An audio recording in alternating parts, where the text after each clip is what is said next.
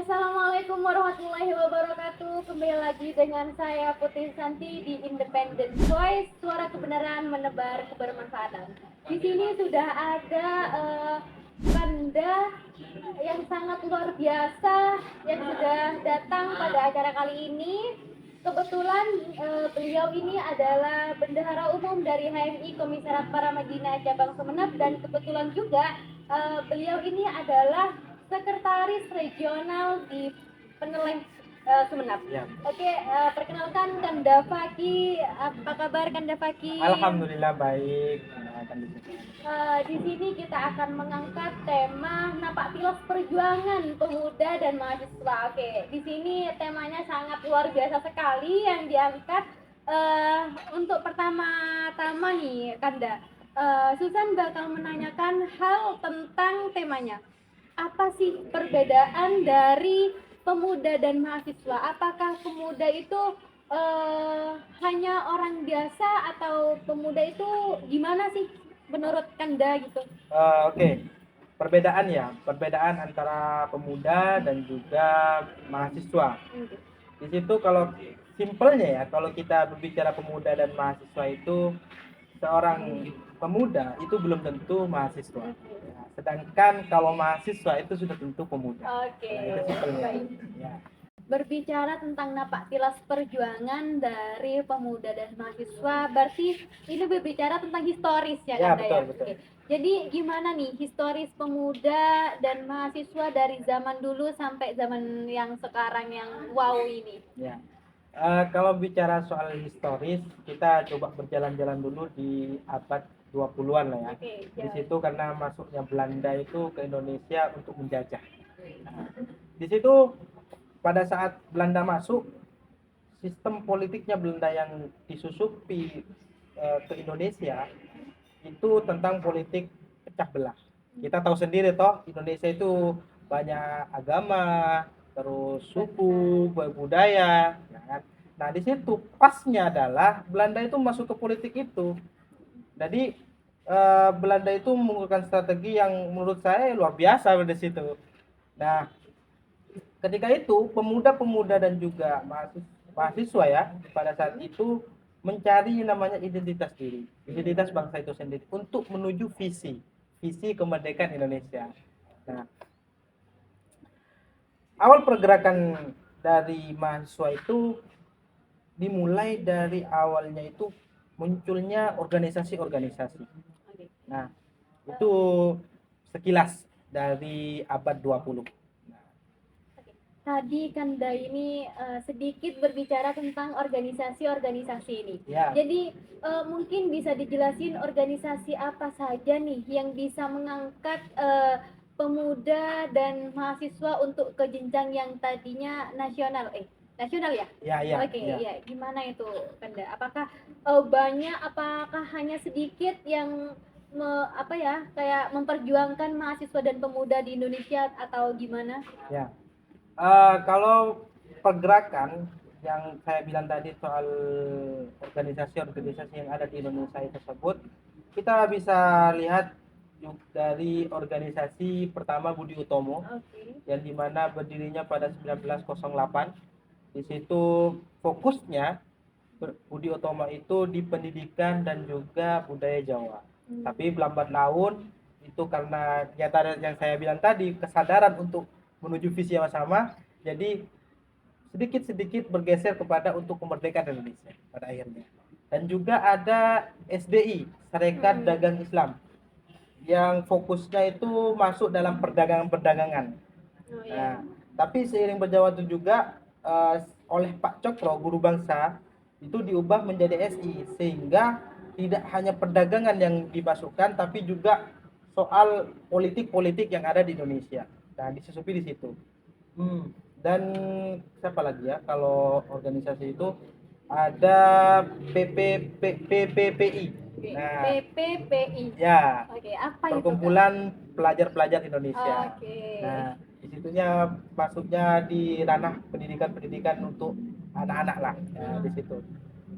Nah, dari bergabungnya antar organisasi-organisasi ini, kemudian pemuda-pemudanya semakin kritis, semakin bisa untuk mempersatukan ide-ide gagasan yang kemudian mereka itu menuju visi yang sama. Nah, di situ.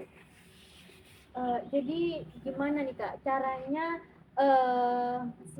kita itu sebagai pemuda dan mahasiswa bersemangat untuk kebangsaan dan gimana ya kayak kita ini bagaimana caranya untuk berperan dalam membangun identitas nasionalnya kita. Oke, caranya ya. Kalau kita bicara soal cara, kita juga harus bicara soal paling mendasar itu sumbernya dari mana, ya kan? Sumber untuk semangat itu muncul itu dari mana? Nah, kalau kita bicara sumber itu pasti ya awalnya itu tentang kesadaran. Yang saya bilang Kesadaran tadi. dirinya Ya, kita ya, betul, oke. kesadaran diri. Tidak mungkin kok kalau kita bicara soal kita kan beragam suku, beragam agama, nggak mungkin kita disatukan oleh satu politik semisal, nggak mungkin. Tapi kenapa itu semua bersatu dalam satu kesatuan Indonesia itu pemuda-pemudanya terutama mahasiswa-mahasiswanya karena memang itu dimulai dari kesadaran individu-individu itu masing-masing. Karena mengalami rasa sakit yang dijajah, pada akhirnya kesadaran itu muncul. Nah, itu kalau bicara soal gimana semangat itu muncul. Jadi Kanda, gimana nih dampak dari gerakan mahasiswa terhadap jatuhnya kan ada orde lama dan munculnya orde baru gitu. Ya, betul. Jadi gimana nih? Sebenarnya kalau orde lama dan orde baru itu ada beberapa versi ya. Cuman di sini saya akan mengutip dampaknya saja. Di sini dampaknya pertama ada pembungkaman kritik, terus tentang kekecewaan para mahasiswa terhadap pemerintahan yang otoriter pada saat itu.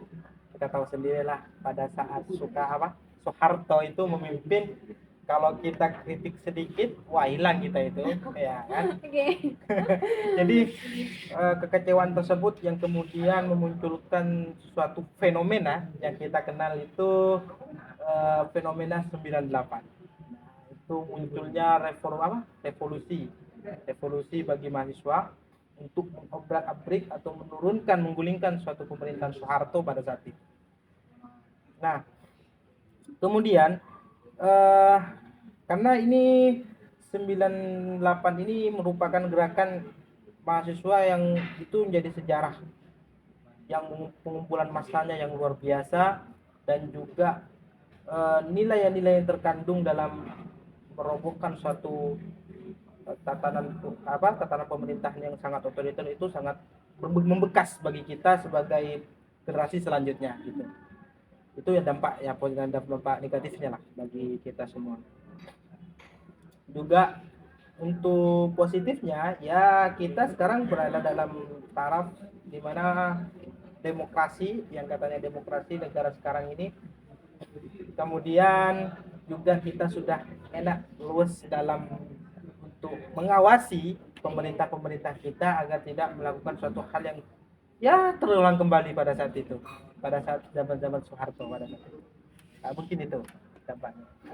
Jadi berbicara tentang itu ya Kanda,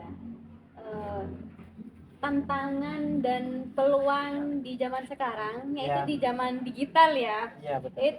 Itu serta perbandingan dengan gerakan di masa lalu itu gimana perbandingannya gitu kan. Sekarang udah media sosial sudah di mana-mana sedangkan di zaman dulu itu tidak ada media sosial seperti itu. Saya coba nangkep dari sisi transisi ya, dari era bukan digital yang offline sampai nanti sekarang ini online. Kalau pergerakan dulu mungkin tidak secara masif informasi itu cepat tersebar. Nah, ya kan? Jadi kita itu memperoleh informasi itu tidak sembarangan. Ada koran, ya kan? Kalau sekarang bedanya apa? Kita ada kasus berapa menit itu sudah tersebar. Ya, di seluruh dunia malah. Nah, dari situ kita melihat bahwa sebenarnya ini mempermudah kita sebagai pemuda untuk ya mengalirkan suatu ide-ide gagasan, terus kritik-kritikan terhadap pemerintah ketika pemerintah itu melakukan suatu kesalahan. Tapi sayangnya di situ ada juga satu kekurangan ternyata. dari anak muda-muda sekarang itu yang kemudian ketika sudah difasilitasi oleh teknologi yang lumayan ya canggih, menurut saya canggih itu, lebih ke kita itu kekurangan dalam tindakan pada akhirnya. Jadi beda toh dalam dunia maya dengan gerakan dulu kita berpeluk-peluk itu di jalanan, itu pasti beda itu dampaknya, dan membekas kepada kita untuk semangatnya itu pasti juga berbeda. Nah, disitulah pada akhirnya sebenarnya era sekarang ini menjadi era timba apa ya, awal yang itu menurut saya itu bisa memperbaiki dari segi apapun gitu. Soalnya ya teknologi dari segi apapun sekarang sudah maju gitu. Tapi sayangnya karena alat ini dijadikan karena teknologi ini bukan dijadikan suatu alat, malah kita yang diperbudak oleh alat, pemuda-pemudanya. Nah, ini bukan jadi sifat positif, dampak positif, tapi malah pada akhirnya dampak negatif yang kita rasakan pada akhirnya ya kan. Oke, kalau sekarang juga soal informasi. Sekarang privasi itu sudah hilang ya. Tidak ada kalau menurut saya itu. Keluarga itu sudah terekspos ya kan. Pemuda-pemudanya sekarang wah udah ikut tren-tren yang itu bukan identitas Indonesia yang kita bilang tadi gitu. Pemuda-pemuda zaman dahulu itu sudah kita peluk keringat untuk memperjuangkan satu kesatuan. Nah, sekarang kita sudah kehilangan, perlahan-lahan itu identitas kita sendiri hilang pada akhirnya. Nah, itu yang kemudian jadi keresahan bagi kita semua di zaman modern ini. Dibahas juga di film kita, kalau kalian belum melihat film kita nanti kita cantumin di bawah untuk di sini di sini. Kemarin kita sudah membahas tentang perjuangan Soekarno ya kan Daya di kilas balik Soekarno yang di masa sekarang itu sangat kritis sekali pemuda dan mahasiswanya ini. Kembali ke topik, jadi gimana nih Kanda, pemuda dan mahasiswa dapat terus menjadi agent of change atau agent perubahan yang sangat signifikan terhadap hal-hal yang sekarang sudah terjadi. Untuk perubahan agent of change, dan kita sering gadang-gadang itu di kampus ya, kita bisa memperdalam tentang isu-isu nasional dan juga itu secara terorganisir. Juga seperti yang saya bilang tadi, yaitu yang paling utama itu kesadaran pada akhirnya, dan itu menjadi suatu kunci. Pemuda itu sebagai kunci untuk menerapkan suatu keadilan yang itu terus berkelanjutan sampai nanti ke anak cucu kita pada akhirnya. Sudah banyak dibahas tentang Kanda Fakih dari tadi ya, tentang bagaimana napak tilas perjuangan dari pemuda dan mahasiswa di zaman dulu sampai zaman sekarang. Kayaknya kalian sudah sedikit paham tentang bagaimana perjuangan di masa dulu. Jadi mungkin ada closing statement nih dari Kanda Fakih ya. Sedikit banyak ya, oke lah, nggak apa-apa. Siap. Oke. Closing statement dari saya teruntuk kamu, pemuda dan juga mahasiswa yang berada di sudut seluruh negara Indonesia ini. Negara kita terjajah karena kita terpecah belah.